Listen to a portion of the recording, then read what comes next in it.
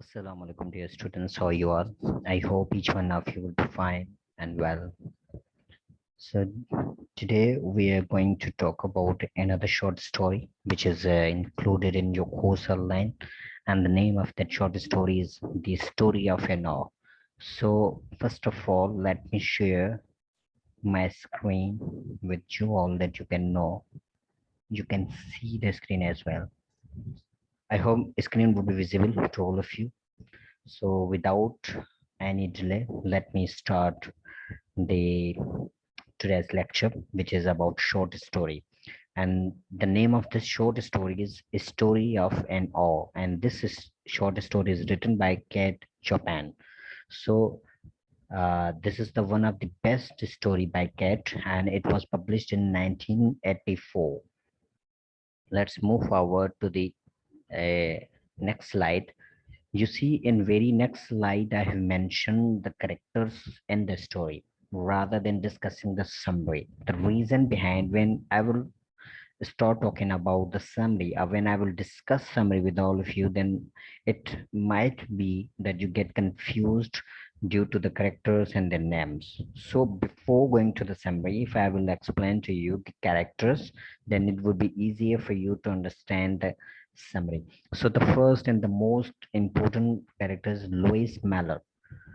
Actually, it is a female and main character in the story. She's a wife of Brantley, and she also suffers from a heart disease, which is mentioned in the beginning of this story. So this is the main character in the story. This is Lois, and she's the wife of Brantley, and she has the heart disease as well. So that means the story would evolve around this character. And the second character in the story is Brantley Mallard. Now he's the husband of Lois. Okay, husband of Lois. He's the husband of Lois Mallard, who was a railroad worker and is believed to be dead at the starting of the story. You see, when the story will be started, then you will have an idea that actually mentally Mallard is dead in a rail accident. So it is the starting of the story. Now the third character is Josephine.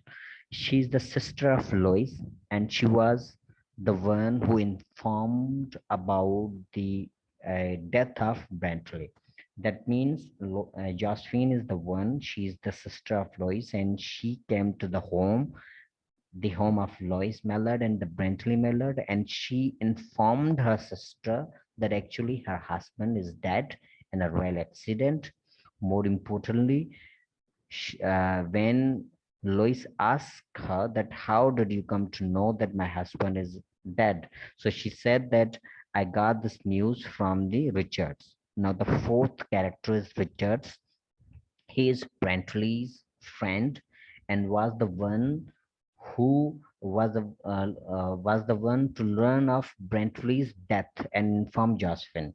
Actually, he was in the news agency at the time, and when in news agency he saw that a road accident is occurred in one of the area there, and there was the list of the killed people. There was the list hanging there that these are the people who were killed in this road and train accident. So he wrote, not wrote, but he read the name of Brantley in the list of killed people. When he saw the name, then he became very much surprised, and then he told Josephine that go home and inform Louis that your husband, my friend, is dead. Okay, so this is the character of these are the four main characters present in the story. Now let's move forward to a next slide, which is summary of this story. So, dear students, as far as my perception is concerned, that it is a bit clear to all of you that how many characters are there, as there are four characters, and uh, what is the role of those characters in the story, that is also explained in very briefly. So let me start the summary. Lois Mallard, actually, when the story begins with the line that Lois Mallard is suffering from the heart problem. That's why she must be informed about her husband's death very carefully. Therefore, her sister Josephine came there at home, and she informed her sister Lois about the death of her husband. So here her sister Josephine tells Mrs. Mallard about her husband's death. Then she asks her that who told you that my husband is dead in train accident. So her Josephine told her that Richard was the one, and he was present in the newspaper office or the agency, and he saw that the name of Brantley Mallard is written on on the list of killed people. So those people who were killed, they made a list, and on that list, he saw the name of Bentley Medard. So that's why he came to know that actually Brantley is dead in that rail accident, and each one of the family member also knew that he was going to travel through that train because he was going to travel through the train. He was going to somewhere else, so that's why it was also obvious, and the name of Brantley was also written on the list of killed people. See, तो घर वालों को भी पता था कि ब्रेंटली जो है वो दूसरे शहर में जा रहा है और इसी ट्रेन से जा रहा है और उसी ट्रेन का एक्सीडेंट हुआ है और उसी में जो लोग सवार थे उनमें जो लोग सवार थे जिनकी डेथ हो गई उनकी एक लिस्ट बनाई गई तो उस लिस्ट में ब्रेंटली का नाम भी था। तो ये जब नाम उसके दोस्त रिचर्ड ने देखा, then he told his sister in law, जो ब्रेंटली की सिस्टर इन लॉ थी उनको बताया। देन शी वेंट होम और उसने अपनी बहन को बताया कि आपके हस्बैंड की ट्रेन एक्सीडेंट में डेथ हो गई है। See it is the beginning of the story. So when she heard this whole story, then Lois started crying very loud and very hard. She was very terrible at the time. वो बहुत बुरी तरीके से रो रही थी and she was suffering a lot from the great pain. While crying, she went upstairs and asked to be left alone for a while. She was out of control. She was becoming unconscious, and it seemed that she was suffering very greatly. So she started walking upstairs. वो उन्होंने ऊपर अपने कमरे में जाना शुरू कर दिया and asked her sister Jasmine and Richards कि मेरे पीछे नहीं आओ और मुझे थोड़ी देर के लिए अकेला छोड़ दें। तो दिस इज द सीन और इस सीन के दौरान वो ऊपर अपने कमरे में चली जाती हैं। Then she sits alone there and she was crying there. She was crying and she sat down on the chair and she was looking out of the window. When she went in her room, she was sitting there. She sat on the chair. The chair was in front of the window, so she started looking out of the window. वो रो रही थी और window से बाहर भी उसने देखना शुरू कर दिया। When she was looking out of the window, suddenly there was a change in her feelings and emotions, imagination and perception as well. There was a change. अब वो change क्या था? Uh, she was looking at the trees. उसको trees दिख रहे थे। The trees were dancing, the bushes of the trees were dancing here and there. It seems to her that the tree is also very happy today, and that's why it is dancing. Then the smell of rain was approaching to her. She was in a position to smell. जब आपको देखें जब rain होती है, वो जब जमीन पे रेन के जो बारिश के कतरे जब गिरते हैं तो एक एक बहुत ही बेहतरीन किस्म की, कुछ लोग उसको अजीब कहते हैं, कुछ लोग उसको बेहतरीन कहते हैं, जो कि मुझे उसकी जो स्मेल है वो बहुत अच्छी लगती है। सो वो जो रेन की स्मेल है उसका एक अलग लेवल होता है। वो ऐसी उस तरह की स्मेल कोई और है ही नहीं। So you can smell the rain जब वो जमीन पे गिरती है, ठीक है। तो she was in a position to smell the rain. उसको रेन की स्मेल आ रही थी। that she was smelling that the rain is approaching। देखिए हमें जब रेन हमारे सामने गिरती है जमीन पे तो उसके बाद ही उसकी हमें स्मेल आती है, but she was smelling the approaching rain। उसको ये स्मेल होना शुरू हो गया कि रेन आएगी थोड़ी देर में, और उस रेन की जो स्मेल होती है, she was feeling that, you see. ये इस तरह से एक्सप्लेन्ड है इन द स्टोरी। एंड उसको जो पैडलर है उसके साउंड्स आए, peddler is a kind of insect, and there were other insects and the birds they were chirping. तो बर्ड्स की चिर्पिंग थी, एंड उनकी आवाजें थी। So she thought that the birds are singing, they are chirping, so each and everything was audible to her. So she was listening to them very carefully, and the sounds of sparrows were there. She was listening the sounds of a sparrow. After that, she started looking at the sky, and at sky there was the white clouds there, and the clouds were traveling from one side to another side, from west to east, east to and north to east. You see, in the all the direction, the clouds were also traveling there. So she was looking at the clouds as well. Now there was a rapid change in her feelings as well. Now she was feeling that she's too young, and she is young, but there are the lines under under her eyes, despite she is feeling very young. So she was still slowly crying, and she also gazes into the distances. अब इसका मकसद ये है कि वो window से बैठकर दूर दूर की चीजों को देख रही थी। जहां जहां तक उसकी नजर जा रही थी, तो वो सारी चीजों को देख रही थी, and she was observing each and everything, you see. ये सारी सिचुएशन उसकी थी जब वो उस चेयर पे बैठी हुई थी। So she begin repeating the word free. अब यहाँ पर जब उसकी फीलिंग में चेंज आई, तो अब उसने एक वर्ड है जो कि उसको रिपीट करना शुरू किया, free, free, free. And this is the word which she was repeating again and again to herself. वो खुद को वो बता रही थी कि free, free, now I am free for rest of my life. Her heart start beating very fast and quickly, and she feels and she was feeling that she is very warm now. And वो जो उसके husband की death का जो pen था, that pain was vanished from her. वो pen बिल्कुल खत्म हो गया। on some extent there was the pain, but ये जो जॉय की जो फीलिंग थी वो डोमिनेंट हो गई over the pen.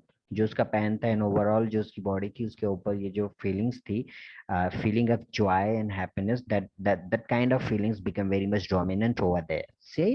So she was again and again saying that I am free now, and I will be free for the rest of my life. So let's move forward. I hope कि यहाँ तक आपको समझ में आया होगा। उसके बाद क्या होता है, नाउ शी स्टॉप्ड क्राइंग। जब उसने फ्री फ्री कहना शुरू कर दिया, तो उसके बाद she stopped crying and said to herself that she will cry again when she sees the Bentley's corpse. That means कि उसने खुद को कन्विंस कर लिया, now there is no need to cry any more. जब ब्रेटली की dead body यहाँ पर आएगी, तो I will have plenty of time, I will have enough time to cry, but this is the moment of enjoyment. So I need to enjoy myself, I need to enjoy the moment of freedom, because at this moment the freedom is granted to me. मुझे freedom मिल गई है, तो ये जो movement है ये freedom का movement है। मुझे इस मूवमेंट को एंजॉय करना चाहिए, ना कि रोने धोने में उसको वेस्ट करना चाहिए, यू सी। उसके बाद now she start thinking of her husband. अब दोबारा उसके हस्बैंड के भी उसके ख्यालात आ रहे हैं। As her husband was very nice man, उसका हस्बैंड बहुत ही नाइस आदमी था, और he used to look at his wife very lovingly. The relationship was very good, and she was also in love with him. She also used to love him a lot. जबकि इन दोनों का relationship बहुत ideal था, दोनों एक दूसरे से बहुत ख्याल करते थे, एक दूसरों की बहुत इज्जत करते थे, एक दूसरे से बहुत प्यार करते थे। But despite these all the things, she had such kind of feeling that with the death of her husband, she has got the freedom. उसको फ्रीडम मिल गई है, यू सी। और at the same time she had an strange happiness for her husband's death. एक अजीब किस्म का उसके पास happiness आ गया है, जो कि उसके हस्बैंड की डेथ की वजह से उसको मिला है हैप्पीनेस, जो कि उसको पहले था ही नहीं।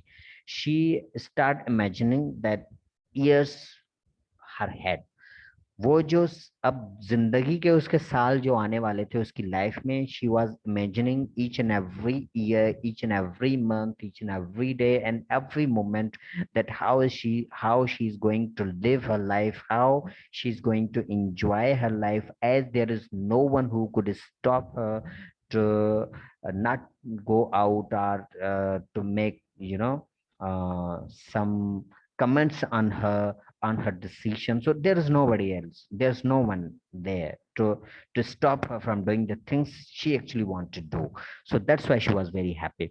ठीक है बेटा, तो आगे चलते हैं। कहाँ है, हाँ।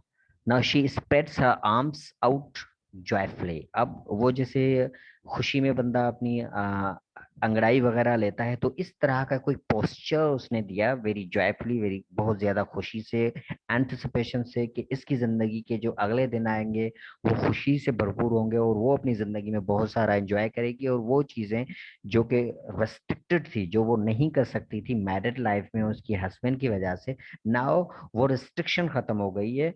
वो जो लिमिट्स थी वो भी अब पूरी हो चुकी हैं, तो अब she can do each and everything which she want to actually.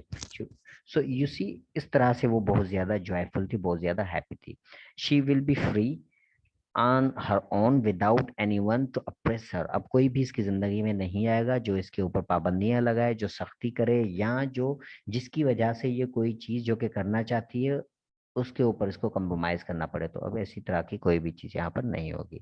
Liz knows that she often fair love for Brently. तो ये तो मैंने डिस्कस कर लिया है कि she was also in love with her husband as well. तो लेकिन जो ये जो नई फीलिंग्स, इंडिपेंडेंस की फीलिंग उसके पास आई थी, तो इनको लेकर वो बहुत ज्यादा खुश थी और बहुत ज्यादा एक्साइटेड थी। Jasmine comes to her door begging Lois to come out, warning her that she will get sick if she does not open the door. Okay. अब इसकी सिस्टर जासन को लगा कि she has a heart problem, और अगर इसने थोड़ा ज्यादा स्ट्रेस लिया तो उस स्ट्रेस से इसको हार्ट अटैक आएगा, and she will sick and she might die. So she might have heart attack. So that's why she was begging her, she was knocking at her door that you have to come out, do not stay inside the home, inside the room, you have to come out, otherwise you will get sick. Louise tells her to go away. At the time उसने उसको कहा, अपनी बहन को कहा कि आप चली जाओ और मुझे अकेला छोड़ दे, मुझे डिस्टर्ब नहीं करे, because she was imagining her future, and she was, उसकी सिस्टर और रिचर्ड्स को लग रहा है कि ये अंदर मॉर्निंग में है और वो बहुत ज्यादा दुख में है, वो रो रही है, वो बहुत ज्यादा तकलीफ में है, बट एक्चुअली अंदर जाकर उसकी फीलिंग्स चेंज होगी, वो बहुत ज्यादा खुश थी वो, and she was enjoying the moment of freedom. She was fascinate. जो बंदा एक फैंटिसाइज करता है चीजों को, fantasising about all the days in the years head, वो फैंटिसाइज कर रही थी कि मेरे दिन कैसे आएंगे, मैं जिंदगी कैसे गुजारूंगी, मैं किस किस तरह से मतलब अपनी जिंदगी को एंजॉय करके जिंदगी को गुजारूंगी, या मेरी जिंदगी में जो फ्रीडम का कॉन्सेप्ट है वो अब उसकी क्या अहमियत है, पहले क्या था। तो यू सी, इस तरह से वो फैंटिसाइज कर रही थी, और अपने फ्यूचर के डेज को, इन टाइम को। तो उसके बाद शी ओपन द डोर, उसके बाद उसने वो दरवाजा खोला, एंड शी अपनी बहन जस्टिन के साथ दोबारा डाउन स्टेयर गई। वहां पर रिचर्ड उन दोनों का भी वेट कर रहा था। यू सी, यहाँ तक स्टोरी आ चुकी है। पहला सीन हमारा क्या था कि स्टोरी की स्टार्टिंग होती है। मैं दोबारा थोड़ा सा रिपीट कर रहा हूँ ताकि आपको कॉन्सेप्ट क्लियर हो जाए। इसमें तीन मेजर थीम, तीन मेजर सीन होंगे, या हम एक्ट कह सकते हैं उनको। ठीक है बेटा। पहला एक्ट ये है कि जो जॉस्फिन है वो अपनी सिस्टर को बताती है कि आपके हस्बैंड की ट्रेन एक्सीडेंट में डेथ हो गई है, वगैरह वगैरह। उसके बाद जो उसकी जो वाइफ है लुइस, वो ऊपर कमरे में चली जाती है, खुद को बंद कर देती है, रोती है, और देन उसके बाद जो उसकी फीलिंग्स आती हैं, दूसरे एक्ट में हमने, या दूसरे सीन में वो चीज़ों को डिस्कस किया। अब तीसरे सीन में ये होता है कि वो अपना दरवाज़ा दोबारा खोल के अपनी सिस्टर जास्मिन के साथ दोबारा नीचे जाती है, जहाँ पर रिचर्ड्स उनका वेट कर रहा होता है। तो जैसे ही ये नीचे सीढ़ियों से आ रही होती है और सीढ़ियों से अब उतरने ही वाली होती है, तो at that time the front door unexpectedly opens, and Brantley comes in, as he had booked his ticket in that train, but due to the personal matters, he couldn't go there. Neither he knew that any accident has happened. अब यहाँ पर scene ये होता है कि ब्रेंटली ने उसी train का टिकट बुक कराया हुआ था, उस ट्रेन में इसको सफर भी करना था, लेकिन चूंकि कुछ पर्सनल इश्यूज या मैटर्स की वजह से वो ट्रेन में नहीं बैठा था। जहां इसको जाना था मीटिंग के लिए या किसी काम के लिए, वो कैंसिल हो गया था या पोस्टपोन हो गया था, तो किसी भी रीजन की वजह से वो वहां पर नहीं गया है। रीजन स्टोरी के अंदर वो मेंशन नहीं है, तो वो रीडर के ऊपर खुद दिया गया है कि वो रीडर उसको इन्फर खुद करे कि रीजन कोई भी हो सकता है। तो या तो मीटिंग कैंसिल हो गई या तो कोई और मसला था जिसकी वजह से, बहरहाल कोई भी मसला था, लेकिन ये ट्रेन में बैठा ही नहीं था, तो उसका एक्सीडेंट कैसे होता। और ना ही इसको कोई कोई पता भी था कि कोई एक्सीडेंट भी हुआ है। अब उस टाइम पे, जिस टाइम पे ये स्टोरी गई थी, तो आज की जो हमारे पास फैसिलिटीज हैं, वो तो जाहिर सी बात नहीं है कि बंदा डायरेक्ट कॉल करके उनसे कंफर्म कर दें कि भाई व्हाट हैपेंड। तो वो तो फैसिलिटीज थी नहीं। तो यू सी, अब यही हो सकता था कि वो खुद घर पे आके तही तभी उनको बताया कि हाँ मुझे कुछ नहीं हुआ है। और मीडिया और टेक्नोलॉजी भी ऐसी नहीं थी कि ब्रेंटली को भी पता लगे कि कोई एक्सीडेंट भी हुआ है। तो वो जब घर पे आया है तो ही उसको पता लगा कि हाँ भाई ऐसा कोई एक्सीडेंट, जिस ट्रेन में इसको सफर करना था उस ट्रेन का एक्सीडेंट हो गया है। ये घर पे आके उसको पता लगा ये सारी चीजें। सो यहाँ पर स्टोरी में टर्न आता है, और स्टोरी चूंकि शॉर्ट स्टोरी है यहाँ पर खत्म भी होती है। तो वो खत्म कैसे होती है वो मैं आपको एंडिंग बताता हूँ। तीसरे सीन में स्टोरी खत्म होती है। ब्रेंटली मेलर्ड जैसे ही घर के अंदर आया, जॉसफिन ने चिल्लाना शुरू किया। बिकॉज अगर आपको याद है कि इस स्टोरी की जो स्टार्टिंग ही यही है कि जो लोइस है उसको हार्ट का प्रॉब्लम है, ना तो वो ज्यादा खुशी बर्दाश्त कर सकती है ना ही वो ज्यादा गम बर्दाश्त कर सकती है। तो जो अचानक बहुत ज्यादा जो खुशी है उसकी वजह से भी उसको हार्ट अटैक हो सकता है, तो बहुत ज्यादा गम की वजह से भी हार्ट अटैक हो सकता है। तो जोसफिन ने चिल्लाना शुरू किया और उसको संभालना शुरू किया, उसके सामने आना। और रिचर्ड ने फौरी तौर पर उठकर आके ब्रेंटली के सामने खड़ा हो गया, और जो व्यू था लुइस का उसको ब्लॉक करने की कोशिश की ताकि उसकी बीवी अपने हस्बैंड को ना देख सके। बिकॉज सरप्राइजिंगली वो जैसी अपने हस्बैंड को देखेगी, इनको लगा कि वो बहुत ज्यादा दुखी है, बहुत ज्यादा सफरिंग में है। तो अचानक से उसका हस्बैंड जब उसके सामने आएगा तो वो ओवर एक्साइटेड हो जाएगी, जिसकी वजह से उसको हार्ट अटैक हो जाएगा। तो उसी हार्ट अटैक को अवॉइड करने के लिए जॉसफिन ने चिल्लाया, हंस, और रिचर्ड उठा और वो आके ब्रेंटली के आगे खड़ा हो गया ताकि उसको दिखाई नहीं दिए। लेकिन जब तक बहुत देर हो चुकी थी, चूंकि जैसे ही दरवाजा खुलता है वो जैसे ही इंटर हुआ, तो नजर फौरी लुइस की जो नजर है वो फौरी जाके अपने हस्बैंड में पड़ी। जब तक के रिचर्ड सोफे से उठता जाके उसका व्यू ब्लॉक करता या जोसफिन उसकी आंखों के सामने आ जाती, तब तक बहुत देर हो चुकी थी और उसने अपने हस्बैंड को देख लिया था। तो जैसे ही उसने अपने हस्बैंड को देखा, शी फेल डाउन। जासविन ने उसको सहारा दिया, उसको पकड़ा। देन फौरी the doctor was called, doctor को बुलाया गया। Doctor examine the patient, then he pronounce the death of mother. Doctor was called who arrived at once, but he pronounced that Louis died of heart attack, कि Louis को heart attack हो गया है। brought by happiness of her husband's return, जो उसके शोहर की जो खुशी थी, वो जो हैप्पीनेस था उसकी वजह से उसको हार्ट अटैक हुआ। वो सरप्राइज हैप्पीनेस था जिसकी वजह से उसको हार्ट अटैक हुआ और उसकी डेथ हो गई है। बट ये तो कैरेक्टर्स कह रहे हैं, ये तो रिचर्ड का बिलीफ है कि this happiness is this heart attack came due to the happiness. Josephine की भी यही है और ब्रेंटली भी यही है। But the actual message can be understood on the part of the reader only. Reader उसको खुद कॉम्प्रीहेंड करेगा।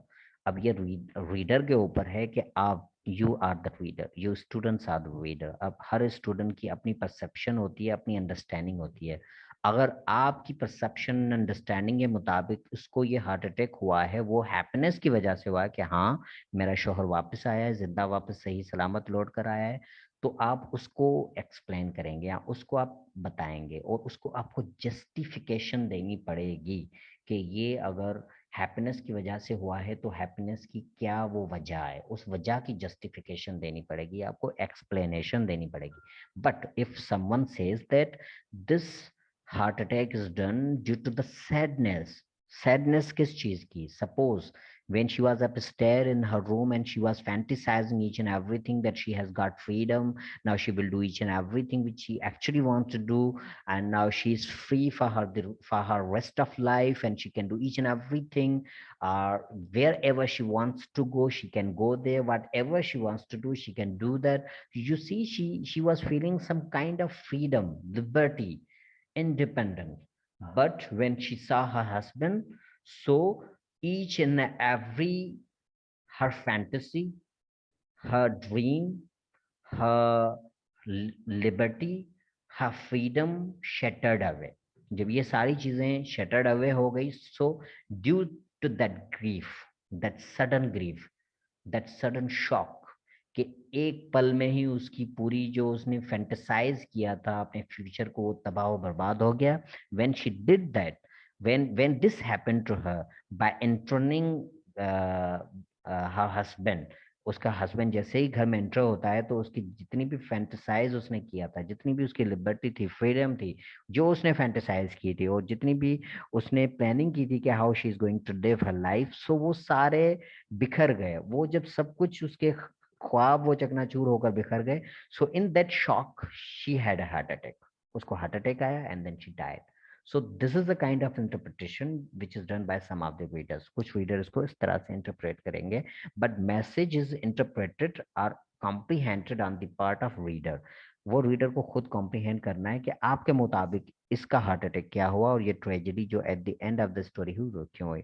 There are the so many questions as well which one can ask from oneself और from others as well. कि actually the husband was very much happy, they were living very happy married life, and they used to love to each other very much, they used to respect each other. The Brantley was a good man. जब उनका आपस में जो husband and wife का जो relationship था, that was excellent, वो इतना अच्छा था, तो why she was feeling such kind of things that why she was fantasizing such kind of things कि मैं मुझे freedom मिल गई है, now I am free, I am free, and I am granted the freedom. So ये जो happiness आया था, then ये happiness क्यों आया इसकी जिंदगी में? This is the biggest question which reader need to comprehend by his or herself only. You see, इस तरह से आप इस story को comprehend करते हैं. I hope कि I am making sense to all of you. तो आगे चलते हैं. ये था स्टोरी, ये थी इसकी समरी, और इस समरी की स्टोरी मैंने आपको समझाई है. आई होप कि आपको पूरी स्टोरी समझ में आई होगी. ठीक है, move forward to the themes. You see, themes में जो first and the most important theme है इन इस स्टोरी के अंदर, दैट इज टाइम. अब टाइम का बड़ा इम्पोर्टेंट रोल है इसके अंदर. यू सी, आप स्टोरी का टाइटल देखें, द स्टोरी ऑफ एन और. देखो, और एक घंटा. तो व्हाट इज एन और? एन और इज अ टाइम. वो टाइटल भी टाइम को सजेस्ट कर रहा है. और ये जो लोइस की जो इमेजिनेशन थी, जब उसको पता लगा कि उसका जो हस्बैंड की डेथ हो गई है, देन जो सेकंड सीन में जो उसकी इमेजिनेशन फैंटेसाइजिंग जो उसकी स्टार्ट होती है, so that lasted for 1 hour. वो दैट मीन्स कि पूरी स्टोरी एक ही और में खत्म हो गई. ये सारे किस्से कहानियां जितनी भी इस स्टोरी में हुए हैं, वो सिर्फ 1 घंटे की कहानी थी. ठीक है, तो वो भी खत्म हो गई. उसकी फ्रीडम, पहले उसको फ्रीडम मिल गई. फ्रीडम कहाँ पर मिली? At the cost of her husband's life. उसके हस्बैंड की जिंदगी पे उसको फ्रीडम मिली. देन वो फ्रीडम खत्म कैसे हुई? फ्रीडम वो खत्म हुई at cost of her own life. जब उसने खुद, उसकी जिंदगी चली गई, तो वो फ्रीडम भी चली गई. तो you see, all these events happen during 1 hour. That's why it is related to the time. Time changes everything, like Louise before death, after death, and when her husband comes home. अब time का concept इस line में भी हम इस तरह से देख सकते हैं कि time changes everything. It is time who rules everything, nobody rules time. Time के ऊपर कोई हुकूमत नहीं करता, but it is time which rules everything. It is time which rules the world, which rules you. It is time which rules me, but we do not rule time. हम time को rule नहीं सकते हैं. And it is time which changes everything. Time की वजह से हर चीज change होती है. इसके लिए एक बेहतरीन कहावत है कि ये ज़रूरी नहीं है कि जो आपका दुश्मन है अभी, वो पूरी जिंदगी आपका दुश्मन रहे। जो आज आपसे नाराज है वो पूरी जिंदगी आपसे नाराज रहे। जो आज आपको नापसंद करता है या करती है वो पूरी जिंदगी आपको नापसंद करे। और ये भी जरूरी नहीं है कि जो आज आपका बहुत अच्छा दोस्त है पूरी जिंदगी आपका वही अच्छा दोस्त रहे, ये ऐसा हो ही नहीं सकता। जिंदगी में टाइम ऐसे मोड़ ला लेता है कि किसी न किसी वजह से आपके रिश्ते फीके पड़ जाते हैं। और जो लोग आपके दुश्मन थे फिर वो आपके वेल विशर्स हो जाते हैं, और जो वेल विशर्स थे फिर वो आपके एनिमीज बन जाते हैं। तो you see time changes everything. हर हर चीज को टाइम चेंज कर देता है।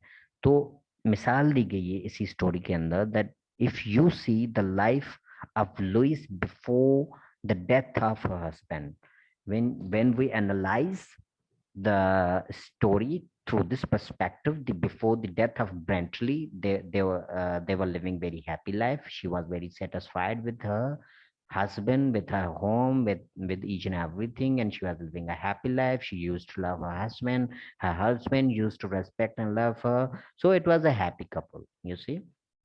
But जैसे ही टाइम चेंज हुआ, उसको एक न्यूज मिली कि her husband is dead, she got changed. फिर वो चेंज हो गई। Why? Because of time. Time ने उसको चेंज कर दिया, थोड़ा ही टाइम ने। Now now she was fantasising that with the death of her husband, or we can say that the death of her husband has brought freedom to her. The death of her husband has brought liberty to her. Now, with the death of her husband has brought a lot of happiness to her for the future life. For the rest of her life, she would be very happy. Nobody would be there to oppress her at all. So you see कि अब death के फौरी बाद उसकी वो perception ही change हो गई, उसकी वो जिंदगी चेंज हो गई, उसकी मेंटेलिटी चेंज हो गई, उसकी थिंकिंग चेंज हो गई। सो दिस इज अ टाइम कि टाइम किस तरह से चेंज हो जाता है। देन क्या होता है थर्ड टाइम में, आप ये देखें कि जैसे ही ब्रेंटली घर पे वापसी आता है तो उसी सेकंड्स या एक मिनट या कुछ सेकंड्स के दौरान उसकी डेथ हो जाती है। क्यों थी? दिस इज टाइम के टाइम ने फिर दोबारा इतनी चेंजेस कर दी। उसने जितनी भी चीजें फैंटिसाइज की हुई थी वो they all each and everything shattered away. तो वो सब कुछ तहस नहस हो गया and she got a heart attack and then she died. This is a time. Okay, I hope कि I'm making sense. I hope कि आपको समझ में आया होगा। Never be overjoyed for future. अब देखें तीसरी पॉइंट चौथी में ये लिखा है कि never be overjoyed for future. आप फ्यूचर के लिए कभी भी ओवरजॉय नहीं हो। You must be hopeful. आपके पास होप तो लाजमी होना चाहिए। Always keep a green tree alive in your heart. That means you must have a hope in your heart, but never be overjoyed. Overjoyed नहीं होना चाहिए। When ever if someone would be overjoyed for the future, then it will badly hurt that person. लाजमी नहीं है कि उसको heart attack हो, लेकिन अगर हार्ट अटैक नहीं होगा तो वो बहुत ज्यादा मेंटली डिस्टर्ब हो जाएगा और बहुत ज्यादा हर्ट होगा। You see, so never never be overjoyed for future. We should live and love in current time only. दोबारा देखिए, फ्यूचर क्या है? टाइम है। अब दोबारा यहाँ पर करंट टाइम में हमें रहना है। इसको हमने फोकस भी करना है इस पे, इसको हमने लव भी करना है। Whatever we are having today we must appreciate that. इसीलिए एक और आपको एक इंग्लिश में कहावत है, मुझे एग्जैक्टली तो याद नहीं है, लेकिन उसका मैं जो जिस्ट है वो आप लोगों को बताता हूँ कि your present actions determine your future. आज आपके जो एक्शंस हैं, आपकी जो आज की प्रैक्टिसेस हैं, चाहे वो फेसबुक और फेसबुक चलाना और सोशल मीडिया चलाना और इंटरनेट की सफरिंग करना और अपना टाइम किल करना है, तो फ्यूचर में आपको यही फेस करना होगा। इसी की वजह से जितने भी इश्यूज होंगे वो you will face the your, it will determine your future. आपका फ्यूचर वैसे ही होगा। But if someone from you would is giving his her time to the studies, वो अपनी स्टडीज को अच्छे से टाइम देते हैं, पढ़ते हैं, मेहनत करते हैं, दूसरी चीजों में भी इन्वॉल्व होते हैं, एंजॉय भी करते हैं। ऑब्वियसली लाइफ है तो लाइफ को तो एंजॉय भी करना है, क्योंकि एक ही तो जिंदगी मिली है। तो लेकिन उसके साथ साथ अपनी रिस्पॉन्सिबिलिटीज को वो सब कुछ पूरा करते आ रहे हैं। तो you see such kind of practices will determine the future of that person. अब इस तरह की जिनकी प्रैक्टिसेस होगी उनका फ्यूचर जो होगा वो थोड़ा डिफरेंट होगा, उनका थोड़ा डिफरेंट होगा। तो see, your present actions and practices determine your future. तो this is the time, this is related to time. I hope कि आपको ये भी समझ में आया होगा। After praying that her life is long। अच्छा, इस स्टोरी के दौरान वो दुआ भी, जब सेकंड सीन में वो ऊपर बैठी होती है तो वो दुआ करती है कि मुझे फ्रीडम मिल गई है, अब मैं बहुत लंबी जिंदगी गुजारूं ताकि मैं अच्छे से अपनी जिंदगी को एंजॉय कर सकूं। बट इसको क्या पता था कि ये टाइम है, और जब वो नीचे जाएगी तो इसको हार्ट अटैक आएगा और इसकी डेथ हो जाएगी। This is the time, time is very cruel.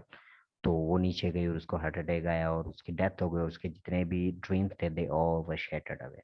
So you see, it is the concept of time which is presented in the story of an, और I hope कि ये जो टाइम का कॉन्सेप्ट है या टाइम का जो थीम है, इसको मैंने मुख्तलिफ एग्जाम्पल से आपको समझाने की कोशिश की है और आपको समझ में आया होगा। ठीक है बेटा, let's move forward to next theme the theme of independence. Most of the times pleasure of independence can be imagined and enjoyed only privately like shown in the story। अब देखें बेटा, बहुत मरतबा ये होता है कि जो कॉन्सेप्ट ऑफ जो इंडिपेंडेंस का कॉन्सेप्ट होता है, many a times we celebrate this concept of independence personally. I am talking about वो जो हमारी मुल्क की जो इंडिपेंडेंस है उसकी, I am not talking about that kind of independence, I am talking about the independence of person, the personal independence, आपकी जो अपनी पर्सनल इंडिपेंडेंस है, I am talking about that kind of. ठीक है बेटा, तो ये जो इंडिपेंडेंस है हम इसको हमेशा प्राइवेटली इंजॉय करते हैं। Nobody, whenever if someone, if any girl और any boy has got independence from his family or from any kind of his family, then उसको वो जाके वो ढोल ताशे बजाकर दूसरों के सामने एंजॉय नहीं करेंगे, but they will be feel very happy, और वो उसको सीक्रेटली पर्सनली वो उसको एंजॉय करते हैं। So the same case is shown in the story.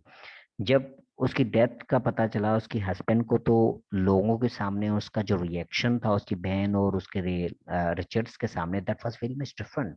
She was crying very loud and hard, वो बहुत बुरी तरीके से रो रही थी। तो but she didn't show that actually she has got the independence. उसने ये उनके सामने शो नहीं किया कि इसको इंडिपेंडेंस मिल गई है इसके हस्बैंड से, और अब ये आजाद हो गई, और अब ये इसके पास फ्रीडम आ गई है, लिबर्टी आ गई है, ऐसा तो उसने उसके उनके सामने कुछ भी नहीं कहा।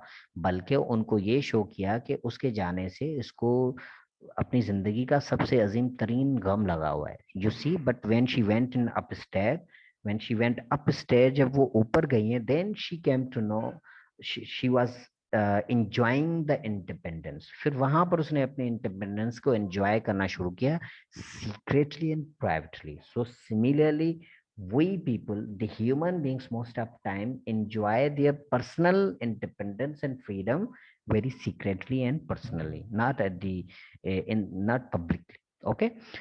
Secondly, social norms, values, customs and traditions many a times does not allow to enjoy independence। Exactly exactly। अब देखें हमारी सोसाइटी की जो social norms, values, customs and traditions हैं, बहुत मर्तबा वो भी ऑब्स्टिकल होते हैं कि आपकी जो सेल्फ या पर्सनल इंडिपेंडेंस है उसको आप पब्लिकली इंजॉय नहीं करें।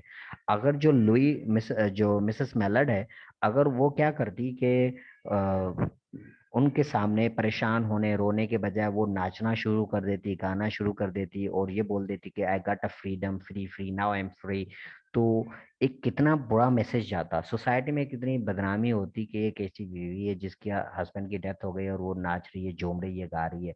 तो यू सी, हमारे जो सोशल नॉर्म्स हैं, कस्टम्स एंड ट्रेडिशंस हैं, वैल्यूज हैं, वो हमें ऐसी चीजों का अलाउ नहीं करते हैं। So we have to follow them. Apart from that, हम अपनी सोसाइटी गो थ्रू करते हैं। आप अपनी सोसाइटी में देखें, अपने इर्द गिर्द देखें, अपने अड़ोस पड़ोस में देखें, आपको बहुत सारे ऐसे लोग मिलेंगे बेटा जिनसे उनके अपने घर वाले बहुत ज्यादा तंग होते हैं। वो ये चाहते हैं कि ये बंदा आज मरे कल दूसरा दिन हो। या तो वो लोग बड़े जालिम होते हैं इसलिए उनसे तंग होते हैं, किसी भी रीजन की वजह से। देखिए, कोई भी रीजन हो सकता है, जिले से भी हो सकती है, कोई जेन्युइन रीजन भी हो सकता है कि लोग उनमें से इतने तंग होते हैं कि ये आज मरे कल दूसरा दिन हो, और वो जब मर जाता है दिल में वो बहुत ज्यादा खुश होते हैं, बट लोगों के सामने वो बड़ा रोना धोना के वो क्यों रोना धोना? क्योंकि उनको सोसाइटी के जो नॉर्म्स, वैल्यूज, कस्टम और ट्रेडिशंस को फॉलो करना होता है।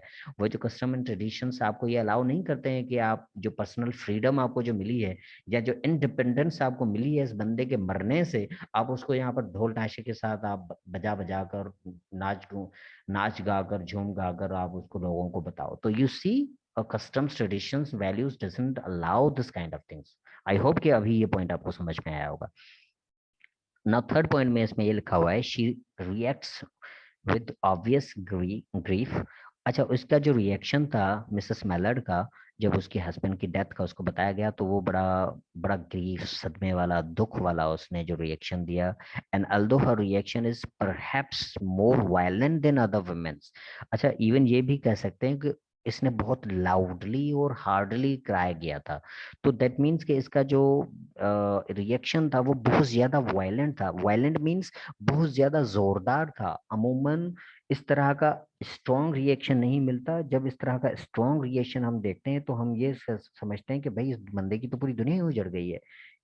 दैट मीन्स के हर हस्बैंड वो मीन्स टू हर लॉट, वो उसके लिए बहुत ज्यादा कोई अहमियत रखता है। बट आगे क्या हुआ वो आपको पता है। आगे इसमें क्या लिखा हुआ है, कहा गया, on other hand internally that reaction has no value. अब देखें, बाहर जो उन्होंने रिएक्शन दिया है इतना लाउड वायलेंट, बट इंटरनली उसकी कोई वैल्यू नहीं थी। And people have other priorities. कहाँ है? And people have other priority, people को दूसरी भी अपनी अलग से बहुत ज्यादा प्रायोरिटीज होती हैं, बहुत ज्यादा परसेप्शंस होती हैं, बट यहाँ पर उनकी अलग वैल्यूज थी, अलग चीजें थी, अलग thinking. Internally something is different and I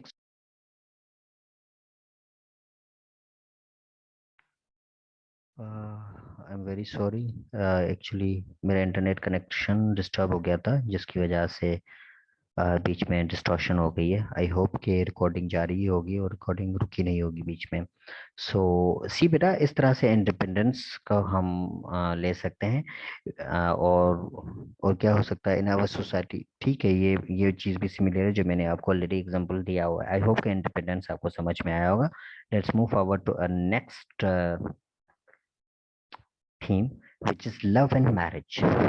You might reasonably guess, if you were told that a woman become very excited soon after her husband's sudden death, तो you see जो love एंड मैरिज का concept इस story के अंदर दिया गया। I am not going to read these lines, आप लोग खुद पढ़ लीजिएगा, because I am going to share PPT with all of you. तो इसमें जो मैं जस्ट बताने की कोशिश कर रहा हूँ, इसका जो कॉन्सेप्ट है वो बताने की कोशिश कर रहा हूँ कि इस स्टोरी के अंदर ये बताया गया है कि तो इस कपल के बीच में बहुत ज्यादा लव था, एक दूसरे की रिस्पेक्ट भी बहुत ज्यादा थी, इनकी मैरिज भी सक्सेसफुल थी, इनकी मैरिज में भी इश्यूज नहीं थे। लेकिन उसके बावजूद फिर भी उसके मतलब एक अच्छी मैरिज थी, लेकिन फिर भी जब उसकी डेथ हो गई है, तो दैट मीन्स कि उसका कॉन्सिक्वेंसेस ही चेंज हो गए। ठीक है, या उसकी परसेप्शन चेंज हो गई है, उसकी बीवी की, उसकी थिंकिंग चेंज हो गई है। बट हमें ये भी मिलता है कि लव मैरिज जो है, जो हैप्पी कपल है, दैट इज नॉट एवरीथिंग। इस इससे हमें एटलीस्ट ये पता लगता है कि दैट इज नॉट एवरीथिंग।